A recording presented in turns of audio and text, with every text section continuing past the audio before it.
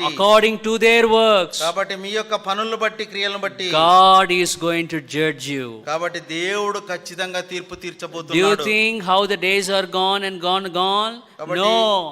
Your days, whatever gone, will be remembered in heaven. కాబట్టి సంవత్సరాలు నెలలు తర్వాత రోజులన్నీ గతించిపోయినప్పటికి కూడా వచ్చేసి దేవుడు ప్రతి రోజును గుర్తు చేసుకునే ఆ రోజు God is righteous.